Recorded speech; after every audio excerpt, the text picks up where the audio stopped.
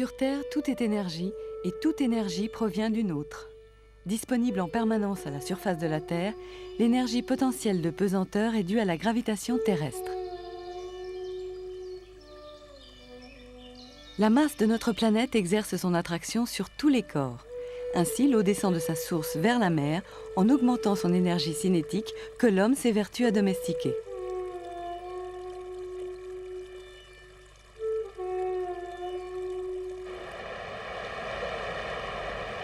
Grâce au soleil, l'eau s'évapore, elle devient un nuage que pousse le vent. Ces micro-gouttelettes d'eau se rassemblent et deviennent des gouttes que la gravité s'empresse de faire tomber sur le sol, regagnant source et cours d'eau. Le cycle de l'eau peut ainsi continuer. L'énergie solaire provient de la fusion nucléaire. Elle se produit à plusieurs millions de degrés, c'est la principale source d'énergie. Reçue sur Terre, l'énergie lumineuse que le Soleil envoie est utilisée par les êtres vivants. Ce sont les plantes vertes. Elles transforment cette énergie en énergie chimique. Une partie de celle-ci est dépensée, une autre est stockée sous forme de matière, la biomasse. Cette biomasse est utilisée par les animaux qui, à leur tour, nourrissent d'autres animaux, comme les humains. À chaque étape de la chaîne alimentaire, une partie est dépensée, l'autre stockée.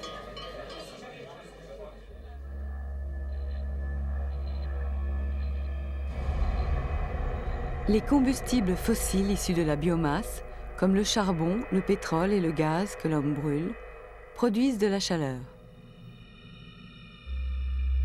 Tout comme l'énergie nucléaire obtenue en désintégrant un minerai tiré du sol, l'uranium-235.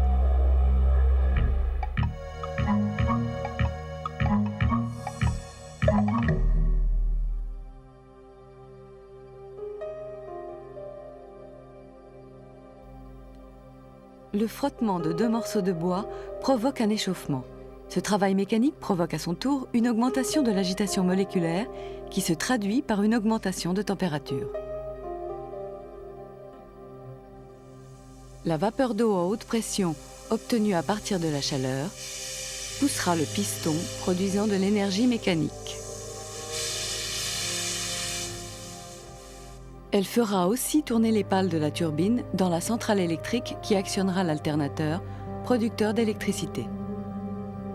L'énergie électrique ainsi produite, transportée à distance chez l'usager, va le chauffer et l'éclairer.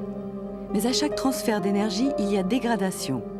Le rendement final d'une ampoule électrique n'excède pas 5%. Le reste est dissipé sous forme de chaleur.